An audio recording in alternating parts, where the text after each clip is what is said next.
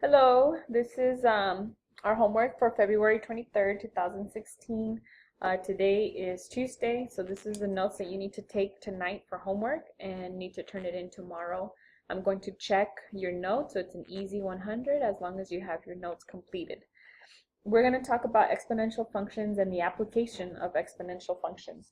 The first thing that you need to know is that the exponential growth formula is A equals to P 1 plus R over N raised to the N times T.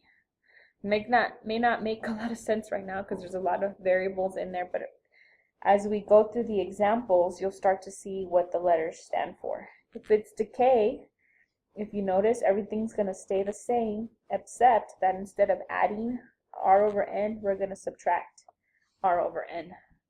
And then the last question, or the last formula, is continual compounding formula. This is a formula that all of us want, especially when it comes to money. We want our money to grow exponentially. Okay, let's look at example 1. It says in 1990, approximately 29,816,591 people lived in California. The population has grown by approximately 1.28% per year since then. Excuse me. Estimate the population in 2007. Okay, so is this going to be a growth or a decay? Since we're talking about the population growing, we know that we're going to use the equation, the first equation that we came up with, okay? And it's written for you here. A is equal to P times 1 plus Rn over Nt. Okay, A is the ending amount. So we're trying to see how many people lived there in 2007. What do we start with? What was our starting point, our starting population? The rate as a decimal. So this isn't a percentage. We need to move it into a decimal. The number of compoundings per year, and then the number of years. So in this case, P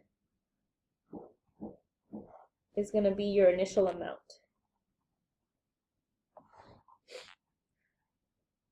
Okay, the growth rate was 1.28% per year, and since it's 1 per year, then that means that N is equal to 1. It's only happening 1 times per year that we're checking the population.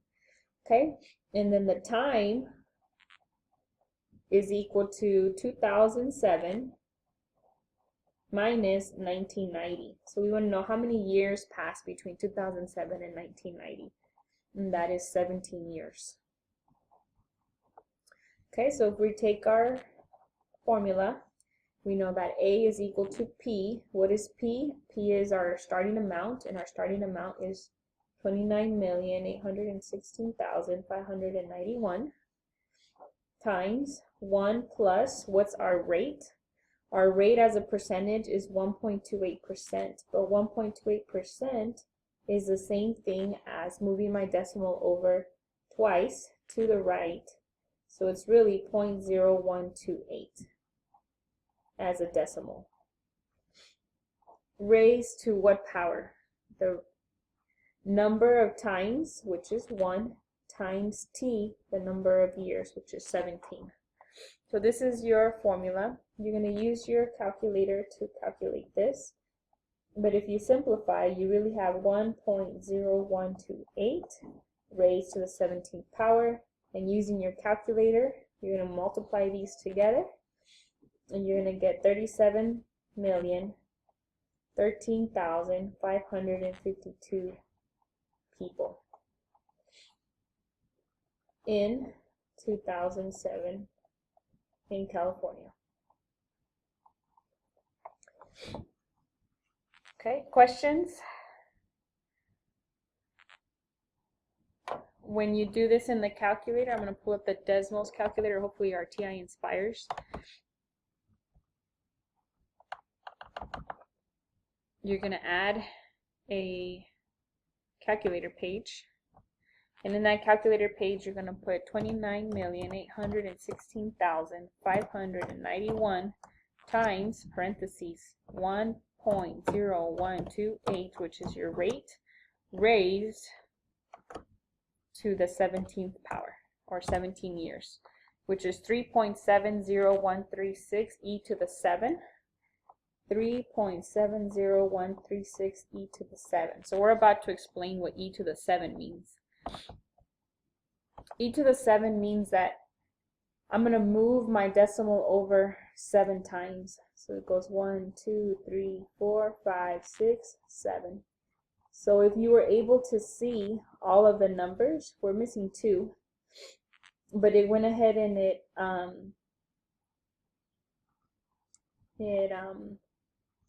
rounded. Sorry, I couldn't think of the words. It rounded it to 600. Okay? I need to know the settings on the calculator, but I don't really know on how to change the e to the 7. All right, let's go to example 2. This was an example of population growth. Now let's look at an example of depreciation, of exponential decay. If you notice, we're talking about decay, so it's going to be minus. How do I know if it's decaying? It says you buy a new car for $22,500. So that's your initial amount. That's your starting amount. It's a P, by the way. And the car depreciates. So the word depreciates means decay. Buying a car is one of the worst investments you can make, because your car automatically depreciates the moment you drive it off of the parking lot, okay, of the dealership. In value, 25% each year. So here's my percentage, and here's my N. So N is equal to 1, and my percentage, instead of 25%, how do I get it to be a decimal? Well, you're going to move the decimal over twice to the right, and it equals to 0.25. Okay, so let's do it for 1 year. A is equal to P, your initial value, $22,500, of 1 minus, what's my rate? 0.25 over N, which in this case is just 1, divided by, close the parentheses, to the power of N, which is 1, times T. T equals to 1 year. So you kind of get the same equation back. $1 minus 25 cents is 75 cents to the power of 1. Okay, when you multiply those together, we'll see what it is in a moment. Then you're going to do it for 3 years. So now T is actually equal to 3. We're still going to start with our initial amount of $22,500. 1 minus, it's still depreciating 25% each year. But instead of 1 time per year, well, we are doing it 1 time per year, but now we want to know 3 for 3 years instead of just 1 year.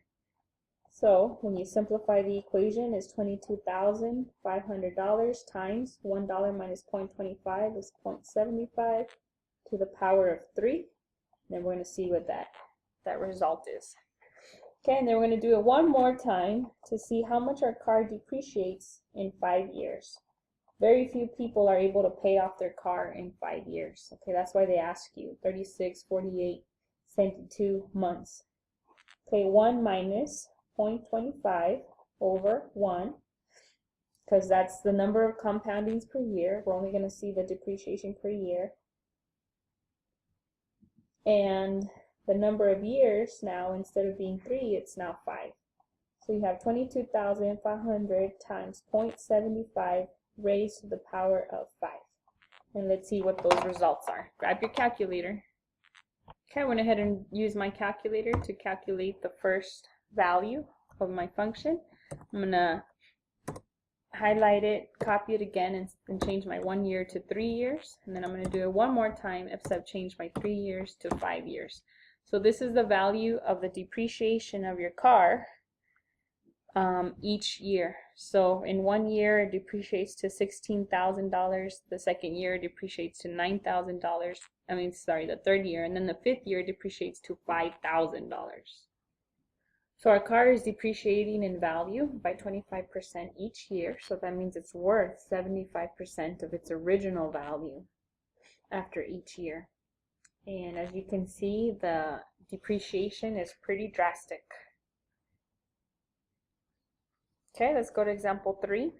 It says you deposit $5,000 in an account that earns 3% annual interest. Find the balance after 10 years if the interest is compounded with a given frequency.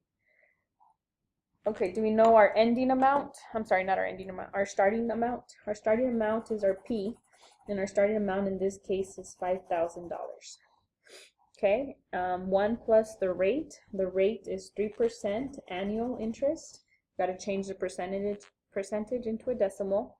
And we know that the balance is after 10 years. So this is our time. Okay, so we got our rate, and then we have our T. Okay, you're going to plug in each of those values into this equation.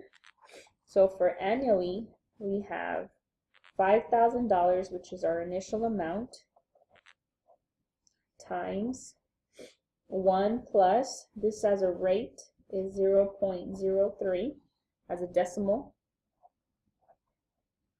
divided by 1, raised to the power of 1 times the number of years, which is T, and it's 10.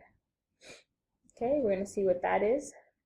Weekly, if you are doing it monthly, that means that n is equal to 1. If we're doing it annually, if we're doing it annually, that means n is equal to 1. If we're doing it monthly, that means that n is equal to 12. If we're doing it quarterly, that means that every quarter, there's 4 quarters in a dollar. Okay, so in 1 year, it's every 4 months. If we're doing weekly, how many weeks are there in a year? 52. Daily, well, we know that there are 365 days in a year.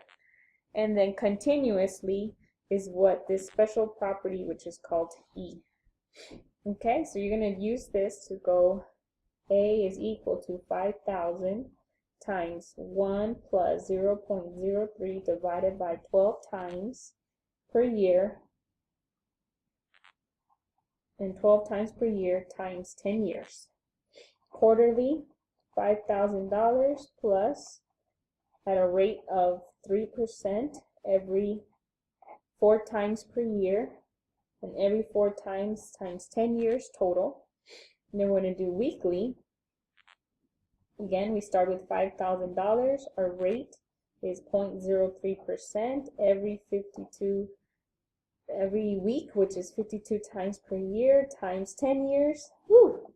And so on. Okay, can you make a prediction about which compounding will give you the most amount of money? Okay, would you rather have your money compounded daily, weekly, quarterly, annually? Okay, and then the very last one is our function changes a little bit from 5,000, and we're going to use E, and our rate is 0.03 times 10, which is the number of years. So in your calculator, I want you to find these out. Okay, tomorrow when I check your notes, I'm going to be checking that you actually solved each of these problems. So what I want to see is the final result for A, B, C, D, and E. And you're going to tell me, and F, you're going to tell me which one would you rather have compounded. As an example, I'm going to show you how to do the weekly amount. So it's 5,000 parentheses 1 plus, then we're going to do control divide so we can have the fraction, 0.03 divided by 52 to raise to the power of 52 times 10. Okay, I am looking at letter D. Okay, so that's the one that I put into the calculator. And the amount is, if you notice, it's very similar to what we wrote. It's actually exactly the same. It's going to be $6,748.10. So now the amount that you're going to write on your paper is $6,748. Okay, I'm sorry, I'm a little bit dyslexic. So 6,748 and 71 cents. You want to do the same for all of the other problems.